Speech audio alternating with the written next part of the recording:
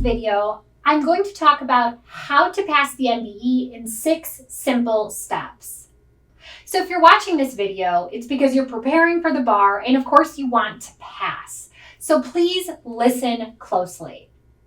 The first step to passing the MBE is to make sure you're using excellent outlines.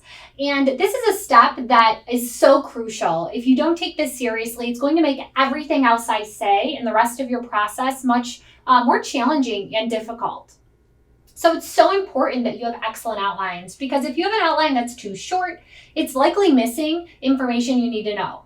If you have a really long detailed outline, that's not manageable and is giving you more information than you need and then therefore not helpful. So what you're shooting for is to have an outline probably at the 50 to 60 page range. That way you know you have a lot of details, but it's not so long that it's unmanageable. So step 1, you have to be using excellent outlines to be successful here for the MBE. Our second tip is making sure you understand the law. A huge mistake people make is they just want to dive into practice, because after all, on bar exam day, they have to answer questions. So they think, why not just get started? And this is problematic, because for bar purposes, you need to understand the law so that you can memorize it, so that you can apply it. It's very, very challenging to memorize and apply something you don't understand. So you can see how these steps work with one another, and understanding is such a key component here. So how do you know if you understand the law? Well, ask yourself to explain certain concepts out loud. Like, can you explain the Dormant Commerce Clause? Can you explain hearsay? And if you're struggling, maybe listen to your lectures or re-listen to them. Maybe hire a tutor, join a study group, or honestly, even turn to Google. See if you can have these concepts explained to you in a more straightforward fashion, and that might make your lectures more understandable. Our third tip is you have to memorize the law and set up a retention schedule. So as I already noted, you need to understand the law so that you can memorize it, so that you can apply it.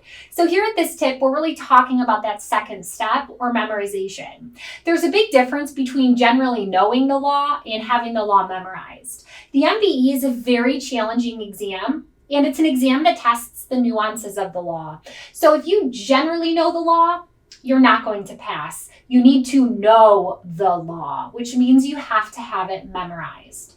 So how do you memorize the law? Well, for everyone, the answer is different. You should think about how you learn best and then tap into those learning styles and those techniques. So if you're a visual learner, maybe write and rewrite the law, color code things, make graphics, make charts. If you are more auditory, say things out loud, explain things to other people. So again, figure out how you learn best and tap into those types of techniques.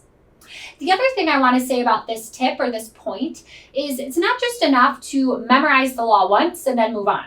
And I know that this is tempting because the bar exam throws so much at you in a short period of time. But this is why creating a retention schedule is key.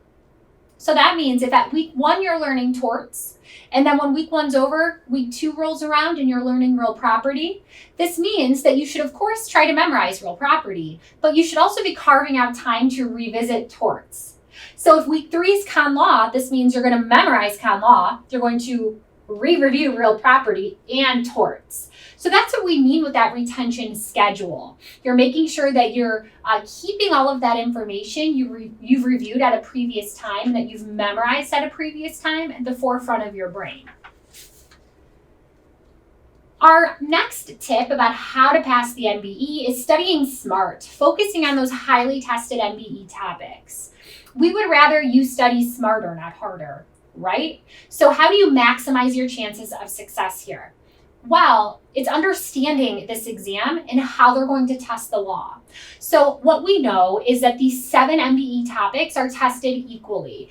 There's 25 scored questions on each of our 7 subjects, but the topics within each subject are not tested equally. For instance, negligence in the world of torts is 12 to 13 of your scored 25 questions. So it's about 6 to 7% of your total MBE exam, where future interests in real property is about 2 questions. So it's a very small percentage of your exam. So if you're getting down to the wire, or if you're even just reviewing a subject and trying to figure out how to maximize your chances of success, it's making sure you've mastered those highly tested topics. Now, please don't misunderstand my tip. We're not encouraging you to ignore any area of the law. We're just telling you to study smart and to prioritize. Our next tip to passing the MBE is to practice MBE questions in an untimed setting.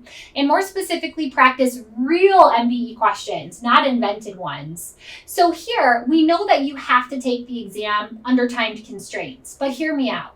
There's so much value in practicing questions untimed. And that's because you can get in the habit of asking yourself, what is the legal issue being tested in the question? And forcing yourself to articulate that rule and to apply it to the facts and to reach a conclusion on your own.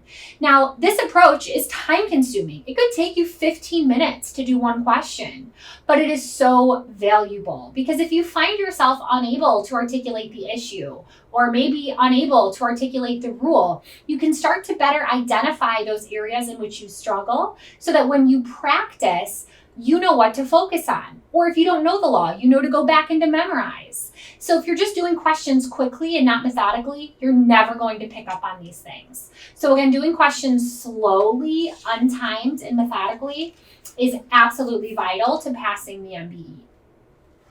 And then our sixth and final tip to passing the MBE is get ready for test day. So it's taking timed exams and it's coming up with a Scantron strategy.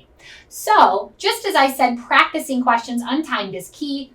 Obviously, doing timed practice is necessary too. So, as the bar exam draws near, make sure you're implementing timed practice. But try to increase stamina. So, don't just say, I have to take a full day exam after you've done nothing timed. No, work up to that. First, start with 30 minutes timed, then an hour and a half, then 2 hours, then 2.5 hours, then 3.